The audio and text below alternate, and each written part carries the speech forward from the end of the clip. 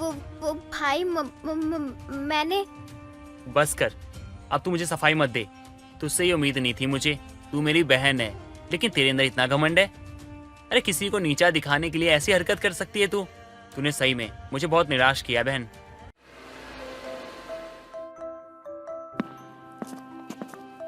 माँ, मैं तो कह देती हूँ कि मुझे मेरी शादी में महंगा लहंगा ही पहनना है। लेकिन बेटा, हमारे पास इतने पैसे ही नहीं हैं कि मैं तुझे लहंगा दिलवा पाऊँ। तेरे बाबा के गुजर जाने के बाद मैंने तो तुझे पाल पोस के बड़ा कर दिया, यही बहुत बड़ी बात है। माँ, शादी तो एक बार ही होती है ना, और मैं अपनी शादी में मेरी पसंद का लहंगा ही ना पहनूं तो क्या फायदा ऐसी शादी का। और वैसे भी शादी में लहंगा ससुराल वाले देते हैं, माँ तो नहीं देती है ना, तो अमित के घर वाले मुझे लहंगा दिलवाएंगे। लेकिन बेटा, तू उनको ये कहेगी कि तुझे लहंगा चाहिए? वो तेरे बारे में क्या सोचेंगे? अरे मेरी प्यारी माँ, तुम भी ना कितना सोचती हो। माँ, आजकल वो टाइम नहीं है कि लड़कियों की इच्छाओं के बारे में किसी को पता न हो। आजकल सब ओपन माइंडेड है, सारी लड़कियाँ अपनी पसंद और नापसंद सब बता देती हैं।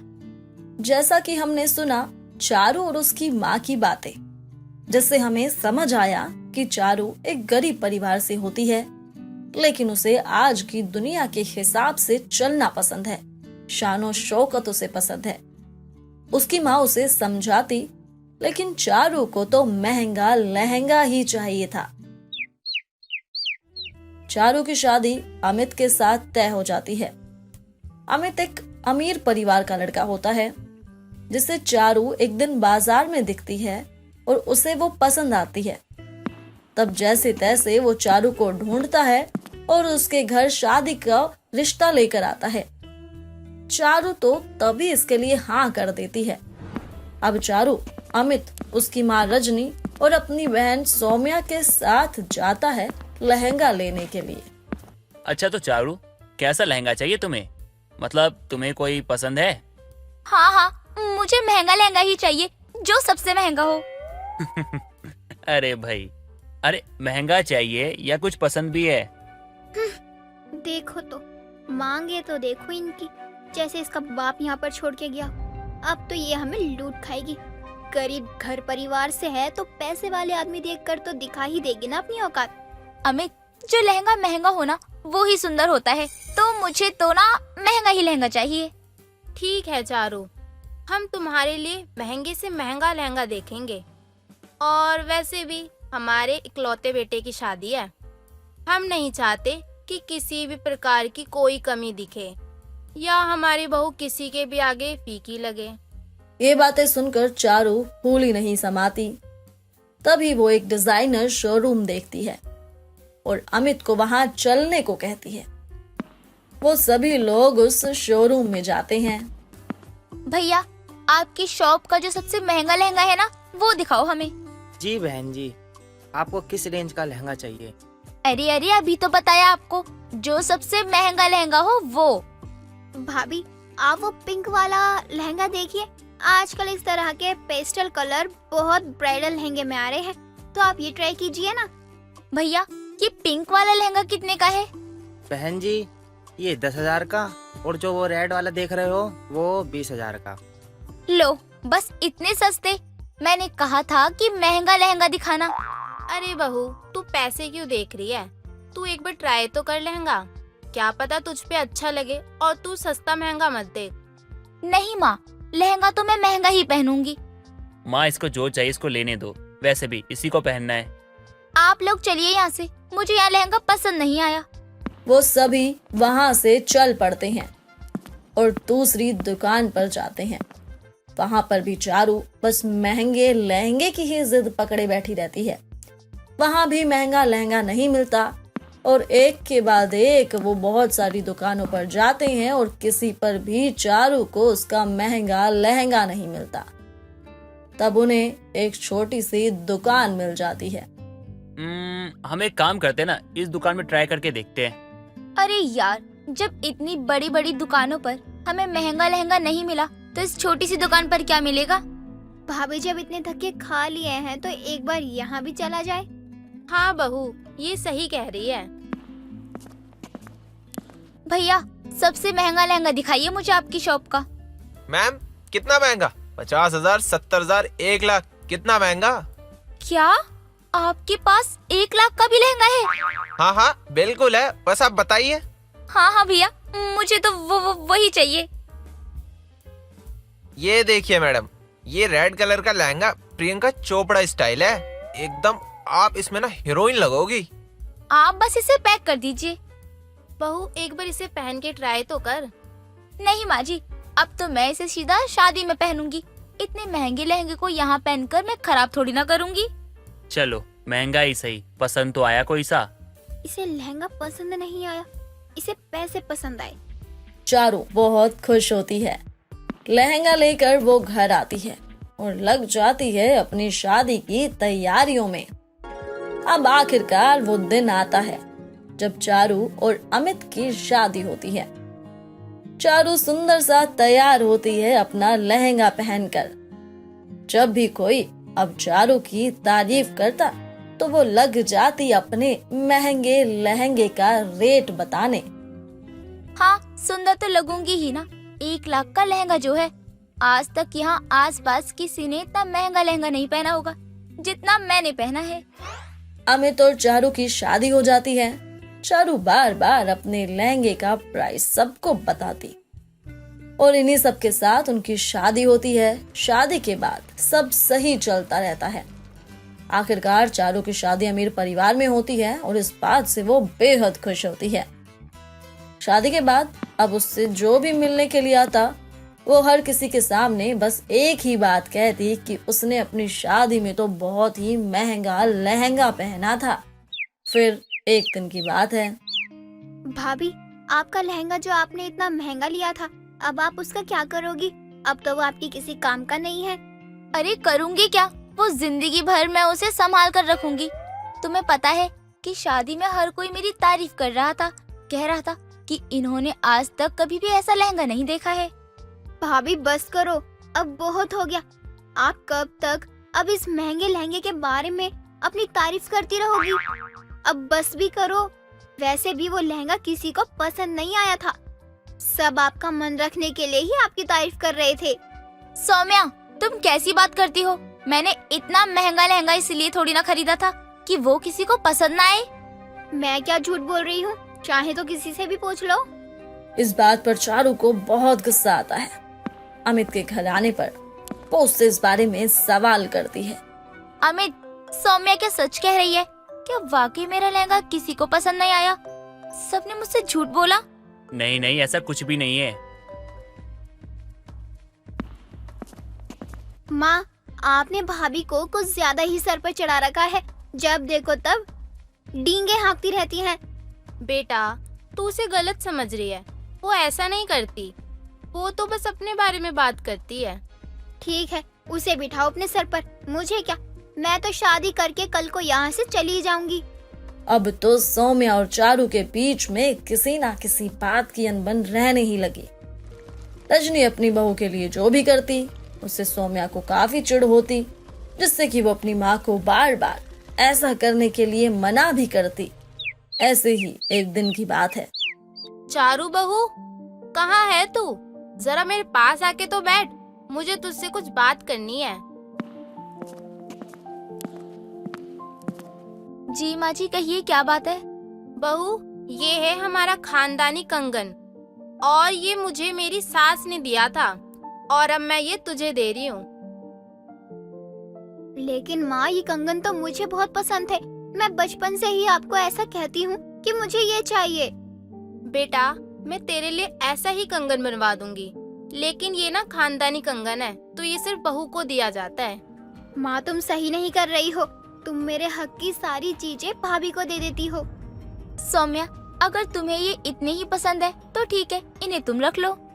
अब रहने दो, माँ के सामने अच्छा बनने का नाटक मत करो। पहले तो इतना महंगा लहंगा खरीदती हो, उसके बाद एक के बाद एक चीज पर अपना हक जमा रही हो, सारी चीजें हड़पती जा रही हो। अब मेरी माँ के कंगन भी तुमने मुझसे छीन लिए। सो मैं ये कैसे बात करी अपनी भाभी से? तमीज से बात नहीं कर सकती? तुम भी बस मुझे ही कहते रहो, एक दिन तुमको खुद इस बात का पछतावा जरूर होगा। अब जब सभी चारू की तरफदारी करते तो चारू का बर्ताव भी बदलने लगा था। वो भी अब एक से एक महंगी चीजें खरीदने लगी।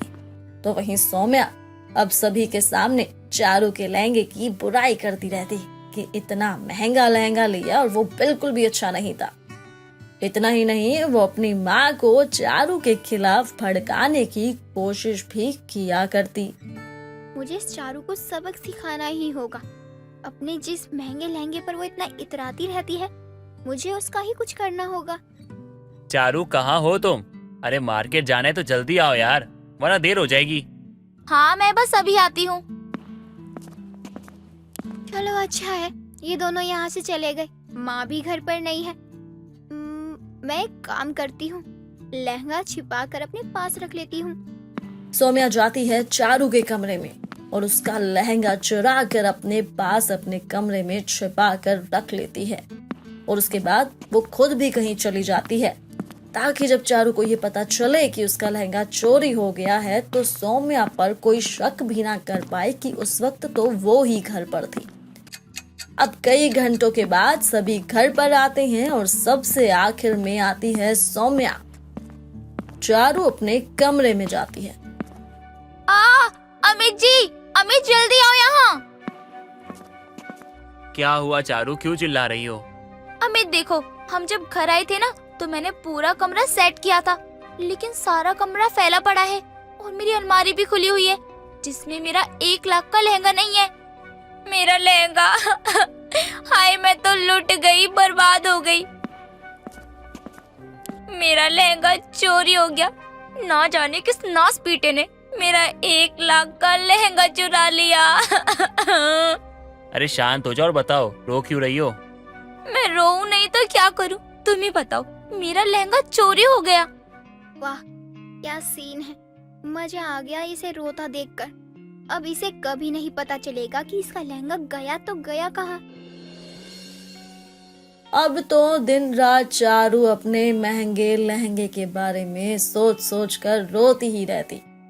वहीं सभी को पता चल गया कि चारू का 1 लाख का महंगा लहंगा चोरी हो गया। सभी को हैरानी होती है ये बात जानकर। वहीं कुछ औरतें तो मजे भी लेती हैं कि अच्छा हुआ जो हुआ, बहुत ढींगे हाँकती रहती थी, अब क्या करेगी। वहीं चारू को सौम्या पर शक होता क्योंकि जैसे ही वो उसके कमरे में जाती सौम्या अजीब ही बर्ताव करती, जैसे उसे किसी चीज के बाहर आने का डर हो। सौम्या, मैं जब भी तुम्हारे कमरे में आती हूँ तो तुम यहाँ वहाँ क्या देखने लग जाती हो और सभी चीजों को ठीक करने लग जाती हो। नहीं नहीं, ऐसा तो कुछ नहीं है, आपको वैसे ही लग रहा है। इस सच का तो मैं पता लगा कर ही रहूंगी। आखिर तुम क्या छिपा रही हो मुझसे? अच्छा मौका है आज मेरे पास सौम्या के कमरे में जाने का। आज तो मैं पता लगा कर ही रहूंगी कि आखिर वो क्या छिपा रही है। चारू जाती है सौम्या के कमरे में और उसके कमरे में सारी चीजें चेक करती है और वो अपने सामने देखती है। उसे देखकर हैरानी हो जाती है क्योंकि उसे चारू के कमरे में अपना लहंगा मिलता है, जिसे निकाल कर वो बाहर लाती है और सभी को चिल्ला चिल्ला कर बुलाती है। माँ जी देखिए, ये रहा मेरा लहंगा जिसके लिए मैं रो रो कर पागल हो चुकी थी और मुझे ये मिला किसके कमरे में? सौम्या के कमरे में। लेकिन सौम्या इसका क्या करेगी? अमित, चारू, सौम्या ना जाने चारू से क्यों चिढ़ने लगी है। उसने कई बार मुझे भी भड़काने की कोशिश की है ताकि मैं बहू के खिलाफ हो जाऊं।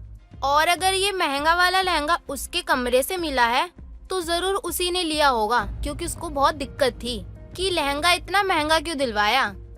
हाय मेरा लहंगा आखिरकार मुझे मिल ही गया, लेकिन मैं सौम्या को इसके लिए कभी माफ नहीं करूंगी। सौम्या शाम को घर आती है और सभी उसकी राह देख रहे होते हैं। वो जब घर आती है तो देखती है कि सामने लहंगा रखा हुआ है। ये देखकर वो समझ जाती है कि उसका खेल अब खत्म हो चुका है। सौम्या मुझे बता, तूने लहंगा क्यों चुराया है? वो भाई मैंने। बस कर, अब तू मुझे सफाई मत दे। तुझसे ये उम्मीद नहीं थी मुझे, तू मेरी बहन है, लेकिन तेरे अंदर इतना घमंड है। अरे किसी को नीचा दिखाने के लिए ऐसी हरकत कर सकती है तू। तूने सही में मुझे बहुत निराश किया बहन। इसके बाद सौम्या सभी से माफी मांगती है। उसका भाई जब उसे इस तरह की बातें कहता है तो उसे अपनी गलती का एहसास होता है। वो चारू से माफी मांगती है, जिसके बाद फिर कभी भी उसने इस तरह की कोई हरकत नहीं की और चारू ने भी अब अपने महंगे लहंगे की ढींगे हाँकना बंद कर दिया था। मैं क्या कहता हूँ, तीनों बिटिया की शादी करा ही देते हैं। अब तीनों की शादी की उम्र हो गई है। सही कहते हो जी। अब हमें ना इनके हाथ पीले कर देने चाहिए। इनकी शादी ना किसी अच्छे से घर में देख के करा देना चाहिए, ताकि हम भी ना तीर्थ के दर्शन कर सके। तो माँ, तीर्थ दर्शन करने के लिए क्या हमने आपको कभी रोका है? आप अब भी तो तीर्थ दर्शन कर सकती हो ना। तू नहीं समझेगी बेटा। जिनके घर में 3 कुंवारी बेटियां बैठी हो ना, तो उनके माँ बाप पे कितना बोझ होता है। तू नहीं समझेगी बेटा। तो आपके कहने का क्या मतलब है कि हम बोझ हैं? नहीं बेटा, इसका मतलब ये नहीं कि तुम हम पर बोझ हो। बस एक पिता इतना ही चाहता है कि उनकी तीनों बेटियां की शादी अच्छे से घर में हो जाए और उनकी बेटियों को पूरी जिंदगी कोई परेशानी ना हो। तो पापा, आप हमारी शादी करा दोगे तो हमें घर छोड़ के जाना पड़ेगा। बेटियों को तो अपना घर छोड़ के जाना ही पड़ता है बेटा। ये तो इस संसार की ना रीति रिवाज है जो हर कोई मानता है। ठीक है, अब आप इमोशनल मत करो हमें। तो ठीक है, फिर हम एक ही घर का लड़का देखते हैं ताकि हर चीज सही रहे। तीनों बेटी एक ही घर में रहेगी तो उन्हें परेशानी नहीं होगी कोई भी। लेकिन बेटा, ऐसा परिवार मिलेगा कहाँ जहाँ 3 कुंवारे बेटे हो। तुम उसकी चिंता मत करो, मेरे नजर में एक अच्छा परिवार है। रमेश तीनों बेटियों हेमा, कोमल और रानी के लिए एक ही घर के लड़के ढूंढ लेता है, जिसके बाद वो लड़के वालों को अपने घर पर बुलाता है।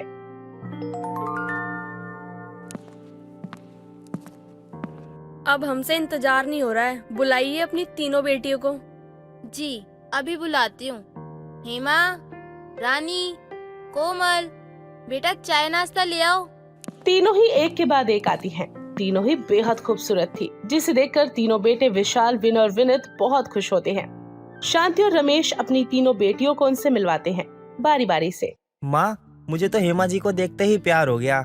और माँ, मुझे रानी पसंद है। उसकी सादगी ने ना मेरा मन मोह लिया। अरे तुम तीनों ना मुंह बंद रखो, मुझे बात करने दो। अच्छा बेटा, तुम तीनों खाने में क्या क्या बना लेती हो? खाना बनाना तो जानती हो ना? जी आंटी जी, मुझे सारा खाना बनाना आता है। और घर की साफ सफाई वो तो कर लेती हो ना तुम लोग? वो क्या है ना, कल को ससुराल आओगी तो घर का काम करना पड़ेगा ना, क्योंकि मुझसे तो नहीं हो पाएगा। नहीं, ऐसा बिल्कुल भी नहीं है। हम तीनों ही मिलकर सारे घर की साफ सफाई कर लेती हैं। अच्छा, और सुबह जल्दी उठकर घर के सारे काम करने होंगे। मेरे तीनों बेटे हैं ना, ऑफिस जाते हैं सुबह, और हाँ, वो बहुत जल्दी निकलते हैं। अगर ये शादी पक्की हो जाती है तो आपको किसी भी चीज के बारे में चिंता करने की जरूरत नहीं है। भाई साहब, आपकी तीनों बेटी हमें बहुत पसंद आई, रिश्ता पक्का समझिए। हाँ तो फिर ठीक है ना, जल्द से जल्द पंडित जी को बुलाइए और अगर तारीख पक्की हो जाए तो हमें भी बताइए। सुनिए जी, मैं क्या कह रही थी ना, एक बार हम ना अपनी बेटियों से भी पूछ लेते हैं कि उन्हें ये रिश्ता मंजूर है या नहीं। एक बार अपनी बेटियों से पूछ लीजिए कि ये रिश्ता उन्हें मंजूर है या नहीं। रमेश अपनी बेटियों को अलग कमरे में बुलाकर उनसे पूछता है कि उन्हें किसी भी तरह का कोई ऐतराज तो नहीं है, लेकिन उन तीनों ही में से किसी ने भी किसी तरह की कोई परेशानी नहीं बताई और वो भी हाँ कर देती है। मेरी बेटियों को कोई परेशानी नहीं है शादी से।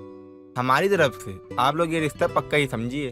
मैं अभी पंडित जी को बुलाकर तारीख तय करवाता हूँ। शुभ काम में देरी कैसी भला भाई साहब। रमेश पंडित जी को बुला लेते हैं और शादी की डेट फिक्स हो जाती है, जिसके बाद शांति अपनी बेटियों के साथ शादी की तैयारियों में लग जाती है। रोज मार्केट जाना, कपड़े गहने खरीदना, सारा वक्त बस इसी काम में लग जाता है। आखिरकार शादी का दिन भी आता है। रमेश बहुत ही धूमधाम से शादी करके अपनी बेटियों को नम आंखों से विदा करता है। हेमा, रानी और कोमल अपने ससुराल आती हैं। बहुओं, ये तुम्हारा ससुराल है और तुम्हारा ही घर है। तुम तीनों सगी बहनें हो और मुझे पता है तुम अपने घर को संभाल लोगी। और तुम तीनों को मैंने अपने घर की बहू इसलिए बनाया है ताकि इस घर में शांति बनी रहे, क्योंकि अगर मैं अलग अलग घर से लड़कियां लाती तो वो तीनों लड़ती और मेरे घर में कलेश हो जाता। आप चिंता मत कीजिए माँ जी, आपको कभी भी शिकायत का मौका नहीं मिलेगा। हम तीनों ही अब आपके घर को संभालेंगे। लेकिन अभी रानी इतना थक जाती है कि वो वहीं सोफे पर बैठकर सोने लगती है। रानी ओ रानी, अभी तुम्हें आए हुए इस घर में 24 घंटे नहीं हुए और मेरी बातों को अनसुना करने लग गई तुम तीनों। नहीं नहीं माँ जी, ऐसी कोई बात नहीं है। वो शादी के चक्कर में ना जाने कब से नहीं सोई हूँ। चलो ठीक है, तीनों अपने कमरे में जाओ और जाकर आराम करो। तीनों ही बहनें जाकर सो जाती हैं। और अगले दिन बहुओं की मुंह दिखाई की रस्म होती है। तब सुबह ही पड़ोसन आती है बहुओं को देखने के लिए। कहाँ है तेरी बहुएं? अभी तक सोकर उठी नहीं है क्या? अरे वो क्या है ना, बेचारी शादी की तैयारियों में इतना थक गई है कि अभी तक सो रही है। और पहला दिन था तो मैंने भी उठाना सही नहीं समझा। तू तो बहुत जल्दी तरफदारी करने लग गई अपनी बहुओं की। मैं बता रही हूँ, अगर इतना ही सर पर बैठा के रखेगी ना अपनी बहुओं को तो जल्दी तेरे सर पे नाचने लग जाएंगी। तू ऐसा क्यों बोल रही है मेरी बहुओं के बारे में? तीनों बहुत समझदार है और बहुत सुलझी है। अरे जाओ जाओ, ऐसी सुलझी हुई लड़कियों को मैंने देखा है कि सास को ना उसके हाल पर छोड़कर अपने पति को लेकर भाग जाती हैं। और ना सास से तो उनको कोई मतलब ही नहीं होता, ना उनकी तबीयत के बारे में पूछती हैं और ना ही उनका हालचाल पूछती हैं। तुम चिंता मत करो, ऐसा कुछ नहीं होगा। मेरी बहू ऐसा नहीं कर सकती। शुरुआत में ना सभी को यही लगता है कि उनकी बहुएं ऐसा कुछ नहीं करेंगी, लेकिन ये तो आने वाला वक्त ही बताएगा जब तेरे तीनों बेटे ना उनकी मुट्ठियों में होंगे। और वैसे भी वो तीनों बहनें हैं।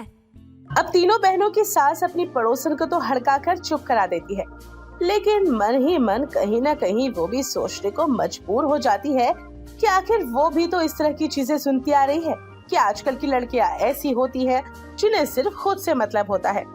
खैर, अब पड़ोसन की बात सुनकर वो जाती है अपनी बहुओं को आवाज लगाने।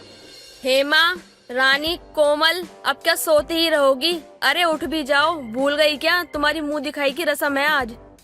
हेमा और रानी उठ जाती हैं और तैयार होकर सीधे नीचे आती हैं, लेकिन कोमल तो अभी भी सो रही थी।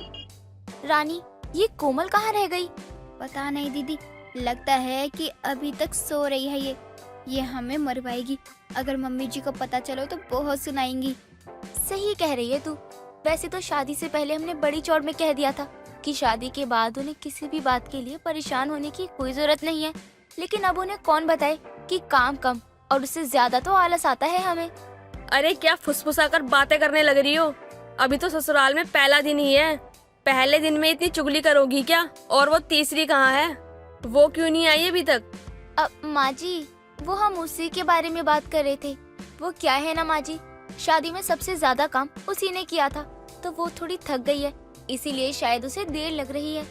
अच्छा चलो, तुम दोनों ना आकर बैठो, सभी औरतें तुम्हारा इंतजार कर रही है। वो जब आएगी तब का तब देखा जाएगा।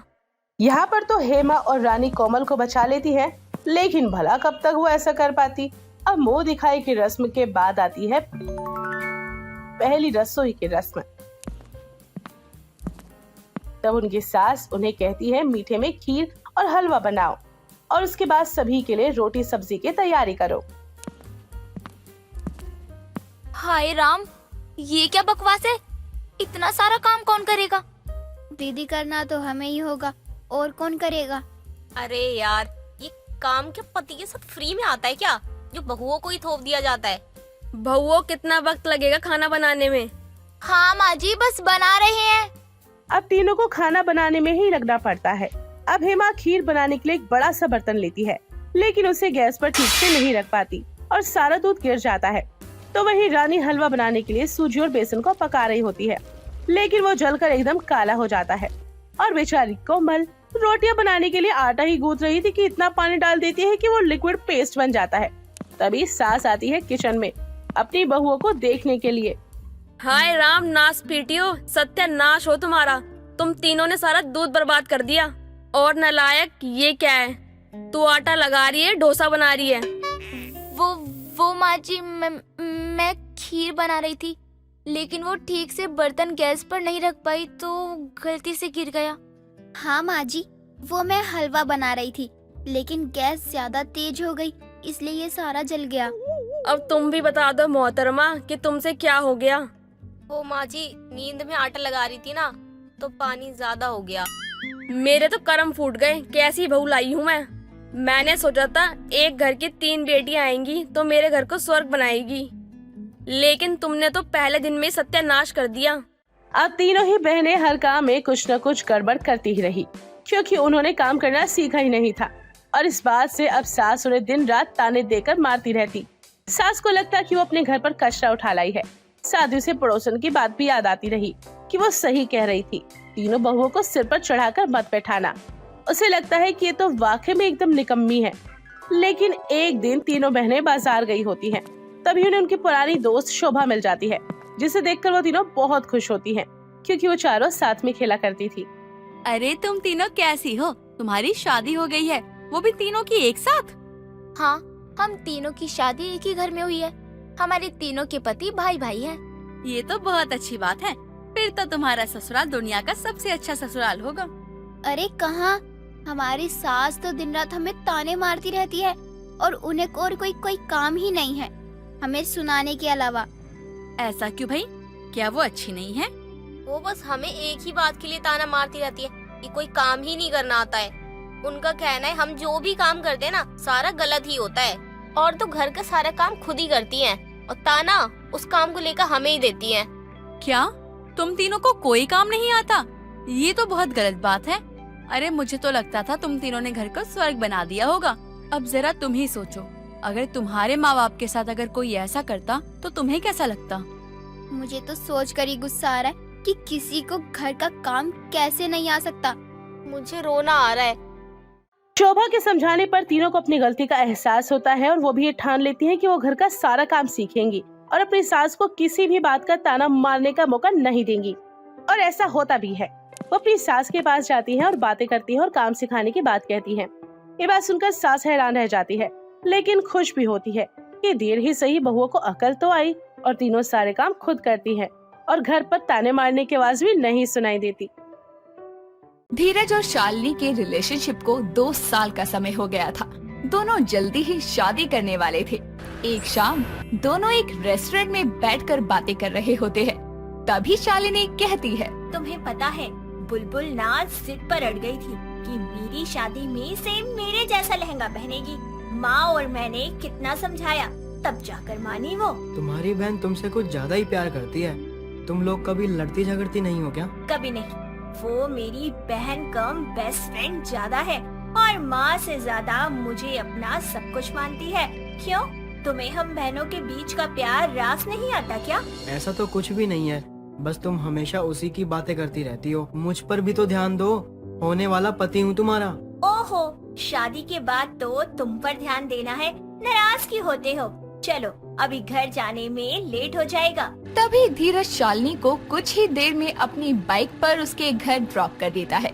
शालिनी धीरज को बाइक कह ही रही थी कि तभी घर से भागती हुई उसकी बहन बुलबुल आती है और शालिनी के गले लगकर कहती है, दीदी आप कितना टाइम लगाते हो घर आने में? पता है कब से मैं आपका वेट कर रही थी। चलो अंदर। अरे बुलबुल एक्सप्रेस, थोड़ा आराम से, घर ही तो आ रही है वो। अरे जीजा जी, आप एक बात बताओ, आपकी बाइक है या बैलगाड़ी? थोड़ा स्पीड में चलाया करो ना। साली साहिबा, ये बाइक है, कोई उड़न खटोला नहीं है जिस पर उड़ाकर तुम्हारी बहन को ले आऊं। ओहो, आपसे तो बहस करना ही बेकार है। दीदी आप क्या सुन रही हो? चलो भी। हाँ हाँ चल रही हूँ।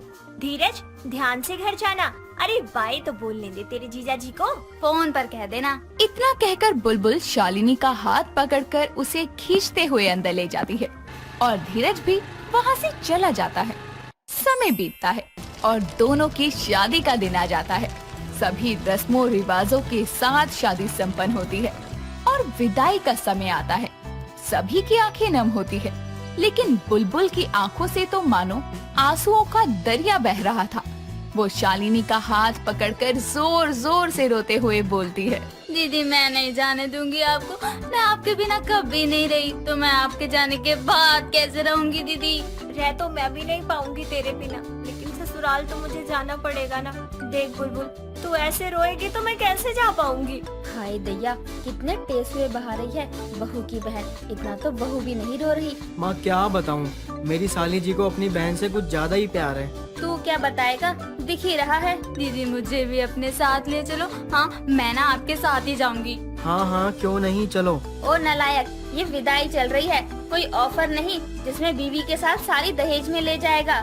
अरे बुलबुल बेटा, तुम्हारी बहन कौन सा विदेश जा रही है? जब बहन की याद आए मिलने आ जाना। अच्छा, तो फिर जीजा जी को ही घर जमाई बन के रहने दो ना यहाँ, फिर दीदी को कहीं नहीं जाना पड़ेगा। मेरी प्यारी बहन कहीं मेरे विदाई के सदमे में रो रो कर पगला न जाए। सासू माँ, आने दीजिए ना मेरी बहन को मेरे साथ, कुछ दिन में समझा बुझा कर वापस भेज दूंगी। बुलबुल के आंसुओं को देखकर मालती अपनी बहू की बात मान जाती है और इस तरह धीरज की साली भी उसके घर दहेज में आ जाती है। ससुराल में गृह प्रवेश की रस्म के बाद जैसे ही धीरज और शालिनी कमरे में अकेले होते हैं और एक दूसरे के करीब आकर किस करने ही वाले होते हैं कि तभी बुलबुल दोनों के बीच आ जाती है और वो दोनों बुलबुल के गाल पर किस कर देते हैं। तभी बुलबुल कहती है, आए हाय, दोनों गाल गीले कर दिए मेरे। बुलबुल तू?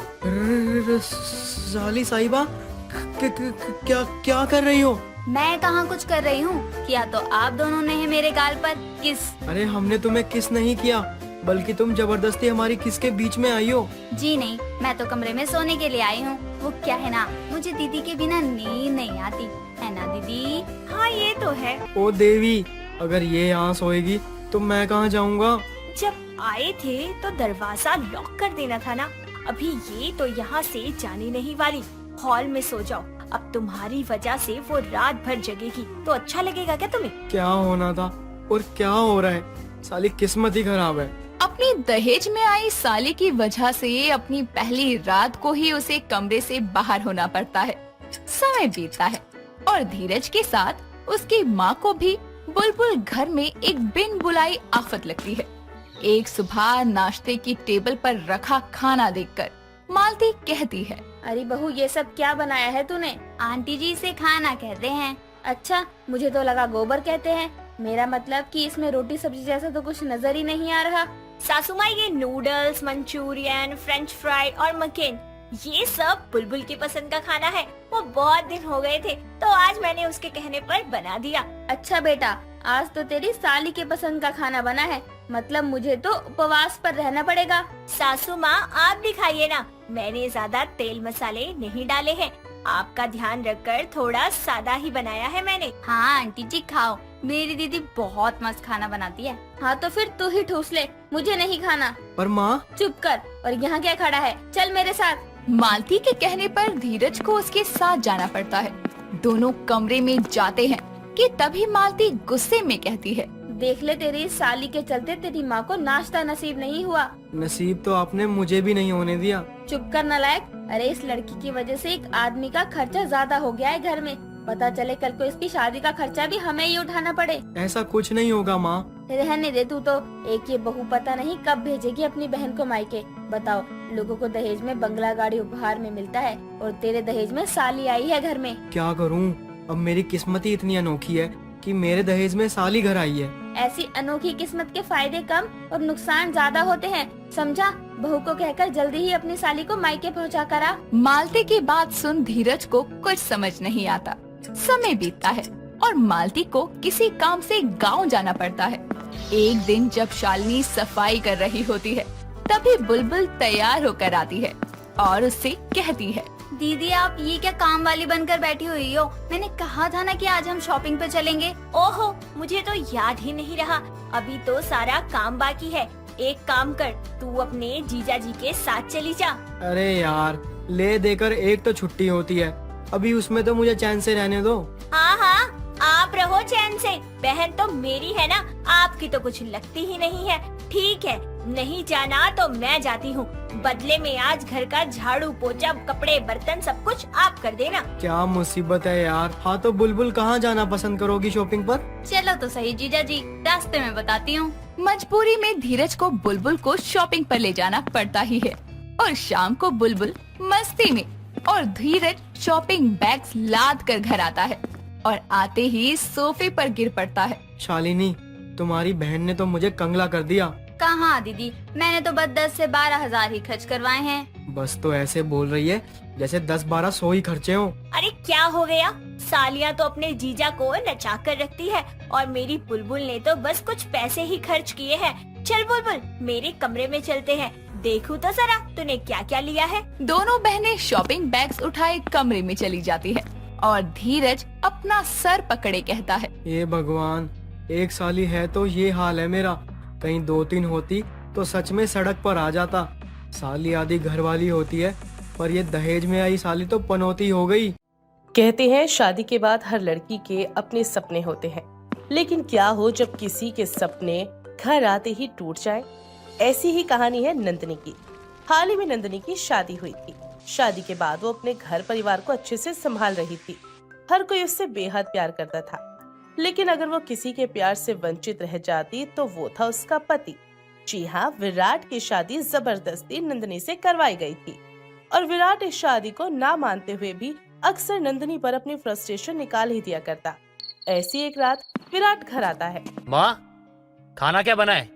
जल्दी लगा दो, भूख लगी है। विराट की आवाज सुनकर नंदिनी बाहर हॉल में आती है, जहां विराट को खाने की टेबल पर वो बैठाकर उसके लिए खाना परोसने लगती है।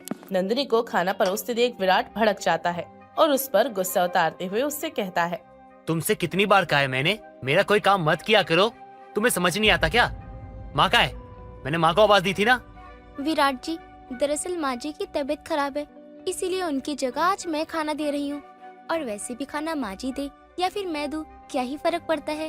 फर्क पड़ता है, क्योंकि वो मेरी माँ है और मुझे अपनी माँ के हाथ का खाना खाना पसंद है, समझी तुम? विराट जी, अगर वो आपकी माँ है तो मैं भी तो आपकी पत्नी हूँ। मेरा भी तो आपके ऊपर कोई हक बनता है। ना तो तुम मेरी पत्नी हो और ना ही तुम्हारा मुझ पे कोई हक बनता है, समझी तुम? आज के बाद अगर मुझ पे हक जमाने की कोशिश करी तो मुझसे बुरा कोई नहीं होगा। इतना बोलकर विराट गुस्से में वहाँ से चला जाता है, लेकिन बेचारी नंदिनी की आंखों से आंसू आ जाते हैं और वो अपनी आंख में आंसू लिए खुद से कहती है, मुझे तो समझ नहीं आ रहा कि विराट जी को क्या हुआ है। मैं जब से इस घर में आई हूँ तब से मेरी तरफ देखते भी नहीं है। हे भगवान, आखिर ऐसी कौन सी बात है जो विराट जी मुझसे इतने खफा रहते हैं।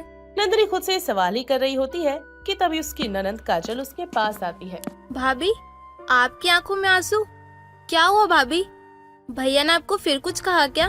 नहीं काजल, तुम्हारे भैया ने मुझे कुछ भी नहीं कहा, बस उनकी खामोशी मुझे अंदर से खाई जा रही है। मुझे तो समझ नहीं आ रहा कि आखिर वो मुझसे इस तरह कटे कटे क्यों रहते हैं। मैंने ऐसा कौन सा गुनाह कर दिया जिसकी सजा वो मुझे देते जा रहे हैं। नंदिनी की बात सुनकर काजल एक लंबी सांस भरती है और वहाँ से अपनी नजरें झुकाए चली जाती है। समय यूं ही गुजरता है। एक दिन नंदिनी अपने कमरे की सफाई कर रही थी, तभी उसकी नजर विराट के बैग पर पड़ती है। ये विराट जी भी ना अपना सामान कभी भी समेट कर नहीं रखते हैं। बताओ, ये सामान यूं ही रखा हुआ है, अगर इसमें से कोई सामान इधर उधर हो गया फिर वो गुस्सा करेंगे। इतना बोलकर नंदिनी अब विराट के बैग को खोलकर उसका सामान चेक करती है कि कहीं कोई सामान गायब तो नहीं हो गया, लेकिन उसकी नजर बैग के अंदर रखी उस एल्बम पर जाती है। जब नंदिनी उस एल्बम को खोलती है तो देखती है कि विराट एक लड़की के साथ है और विराट उस लड़की के साथ अपने कई सारे अच्छे पल गुजार चुका है। ये कौन है? उन फोटोज को देखकर नंदिनी के जहन में बहुत सारे सवाल आते हैं, पर उन सवालों को आखिर पूछे किससे? उसके मन में ये सवाल चल ही रहे थे। कुछ देर बाद नंदी अपने पति के बैग को लेकर अलमारी में रख देती है और ऐसे रिएक्ट करती है जैसे उसने कुछ देखा ही नहीं। देखते देखते सुबह से दोपहर हो जाती है और अब उससे बर्दाश्त नहीं होता और वो अपनी सास नेहा के पास जाती है और उससे कहती है, माँ जी, मैं आपका खाना लगा देती हूँ। दोपहर के 2 बज रहे हैं, आपको खाना समय से खा लेना चाहिए। हाँ बहू, तो ठीक कह रही है, लेकिन मुझे ये तो बता कि सुबह से कहाँ थी तू? मुझे तो दिखाई भी नहीं दी। माँ जी, मैं तो अपने कमरे में ही थी। वो दरअसल बात ये है ना कि आज थोड़ा सा सिर में दर्द हो रहा था, इसलिए मैंने सोचा कि थोड़ी देर आराम कर लिया जाए। अच्छा, आप यहीं रुकिए, मैं आपके लिए खाना लेकर आती हूँ। आपको दवाई भी तो खानी है। नंदिनी अपनी सास के लिए खाना लेकर उसके कमरे में एक बार फिर से जाती है। बहू, सच में तू खाना तो बहुत टेस्टी बनाती है। मन तो करता है तेरे हाथों का खाना खाते ही जाऊं।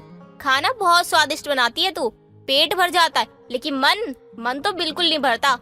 अम्मा जी, अगर मैं आपसे कुछ पूछूं तो क्या आप मुझे सब कुछ सच बताओगी? हाँ बहू, तू इस घर की बहू ही नहीं, बेटी भी है। तू बता, क्या जानना है तुझे? माँ जी, आज सुबह जब मैं अपने कमरे की सफाई कर रही थी तब मुझे विराट का एक बैग नजर आया और जब मैंने उस बैग को खोला तो उसमें एक एल्बम दिखाई दी। जब मैंने उस एल्बम को देखा ना, तो उसमें एक लड़की थी जिसमें विराट के साथ उसकी तस्वीर थी और उसमें लिखा हुआ था कि उनके पल उसके साथ बहुत हसीन गुजरे हैं। मैं जानना चाहती हूँ माँ जी कि वो लड़की कौन है। नंदिनी बात बोलती है, उतनी ही देर में नेहा को खांसी उठ जाती है। बहू, बहू पानी ला दे। माँ जी, आपने मेरे सवालों का जवाब नहीं दिया। मुझे जवाब चाहिए कि आखिर वो लड़की कौन है। कहीं उसके चलते ही विराट मुझे अपना बनाने से कतरा तो नहीं रहे। देख बहू, हर इंसान का कोई ना कोई अतीत होता है, तेरा भी कोई अतीत होगा। इसलिए मैं कह रही हूँ तू अतीत पे ध्यान ना देकर आज में जी ले। मैं जानती हूँ बहू, तू सब कुछ संभाल लेगी।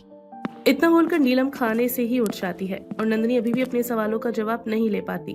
अंदर ही अंदर वो बेचैन होने लगती है। उसे समझ नहीं आ रहा था कि आखिर उसकी शादीशुदा जिंदगी में क्या चल रहा है। समय यूं ही गुजर रहा था। एक दिन जब सभी खाना खा रहे थे, तभी काजल अपने भैया भाभी की दूरियों को देखकर जानबूझकर खाने के टेबल पर अपने भाई से कहती है, भैया मैं क्या सोच रही थी कि आपकी और भाभी की शादी को कितना समय हो गया है और आप तो कितने समय से घूमने भी नहीं गए हो। तो मैं क्या सोच रही थी कि आपको ना भाभी को लेके जाना चाहिए घुमाने के लिए। वैसे बेटा तेरा आइडिया तो बहुत अच्छा है। विराट, तू ऑफिस से छुट्टी ले ले और बहू को कहीं घुमाने ले जा और जितना हो सके एक दूसरे के साथ समय बिताओ। और वैसे भी दोनों की शादी इतनी जल्दी में हुई थी, एक दूसरे को समझने का मौका भी नहीं मिला होगा। मुझे किसी के साथ कहीं नहीं जाना है और कोई जरूरत नहीं है ये सब सोचने की।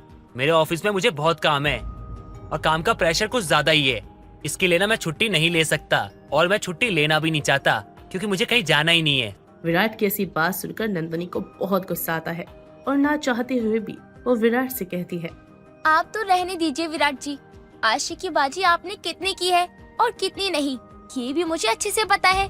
अरे आप मुझसे इतने खफा खफा क्यों रहते हैं, इसका जवाब मुझे आपके बैग से मिल चुका है। क्या कहा तुमने? तुमने मेरे बैग को छुआ? तुम्हारी इतनी हिम्मत कैसे हुई? आज तक मैंने अपने बैग को किसी को छूने नहीं दिया और तुमने मेरे बैग को हाथ लगा दिया। तुम्हारी हिम्मत कैसे हुई मेरे बैग को छूने की? आपकी पत्नी होने के नाते मैंने उस बैग को छुआ। अरे मुझे तो लग रहा था कि आपका कोई जरूरी सामान होगा, इसीलिए आप उस बैग को छूने के लिए मना करते हो। लेकिन मैं नहीं जानती थी कि आपने मुझसे अपनी दूसरी प्रेमिका की यादें छुपा रखी हैं। नंदिनी की ऐसी बात सुनकर विराट को तो और भी गुस्सा आ जाता है। वो गुस्से में नंदिनी को जोरदार थप्पड़ मारता है और वहाँ से चला जाता है।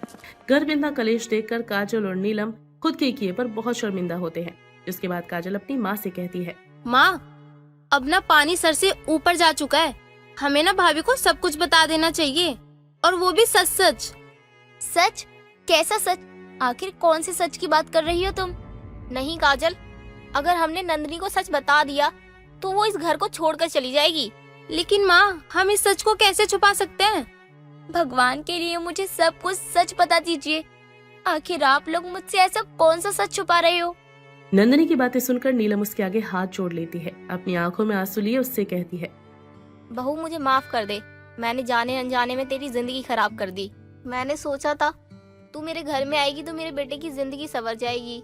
मैंने बहुत गलत किया, मेरा बेटा तो उसकी यादों से अभी तक बाहर नहीं आ पाया। मैं कुछ समझी नहीं, प्लीज मुझे साफ साफ बताइए कि क्या बात है। भाभी, मैं आपको सच सच बताती हूँ। आज से 1.5 साल पहले भैया ना एक लड़की से बहुत प्यार करते थे जिसका नाम था नेहा।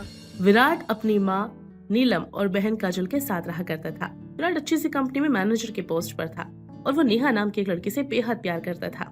विराट ने नेहा के बारे में अपने घर में बता रखा था, लेकिन नेहा नीलम को जरा भी पसंद नहीं थी क्योंकि नेहा के माँ बाप नहीं थे। उसके चाचा चाची ने ही उसे पाल पोस कर बड़ा किया था।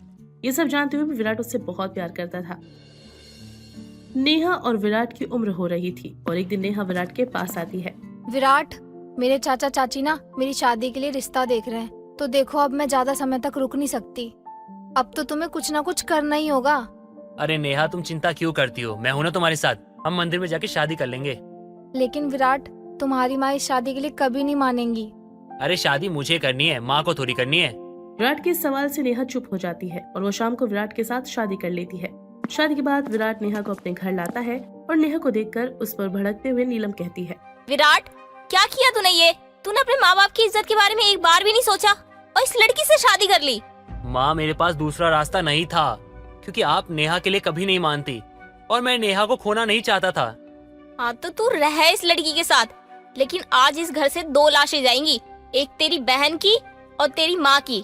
इतना बोलकर नेहा अपने कमरे में अपनी बेटी काजल के साथ चली जाती है। ये देख विराट अपनी माँ के आगे घुटने टेक देता है और नेहा से अलग होने का फैसला कर लेता है और इस तरह नेहा और विराट अलग हो जाते हैं। लेकिन विराट अभी भी नेहा का पूरा खर्चा उठा रहा था। इस बात से अनजान नीलम और काजल विराट के लिए लड़कियां देखने लगते हैं, जिसके बाद विराट की शादी नंदिनी से हो जाती है। पर जब हमें इस बात का पता चला कि भैया आज भी नेहा से प्यार करते हैं तो हमें बहुत पछतावा होने लगा भाभी। इतना बड़ा सच जानने के बाद नंदिनी के पैरों तले से जमीन खिसक जाती है और वो बिना कुछ कहे अपने कमरे में जाकर अपने पति से कहती है, विराट जी, मुझे नहीं पता था कि आपके अंदर इतना बड़ा तूफान पनप रहा है। मुझे नहीं पता था कि मैं आपकी दूसरी पत्नी हूँ। अगर मुझे पता होता तो मैं आपके और नेहा के बीच से कब की हट चुकी होती। लेकिन आज जब मुझे सच पता चला तो मुझे खुद की किस्मत पर पछतावा हो रहा है, क्योंकि मुझे हर किसी का प्यार मिला, लेकिन आपका प्यार मुझे कभी नहीं मिला, क्योंकि मैं आपका प्यार ही नहीं हूँ। सही कहते हैं लोग, जबरदस्ती हम किसी को नहीं रख सकते। इसलिए विराट जी, मैंने ये सोचा है कि मैं आपकी जिंदगी से हमेशा हमेशा के लिए चली जाऊंगी। नंदिनी की बात सुनकर विराट भी शौक हो जाता है। विराट कुछ बोलता इससे पहले ही वो उसे कसम दे देती। इस तरह विराट चुप हो जाता है और नंदिनी अपना सामान पैक करके वहाँ से घर छोड़कर चली जाती है।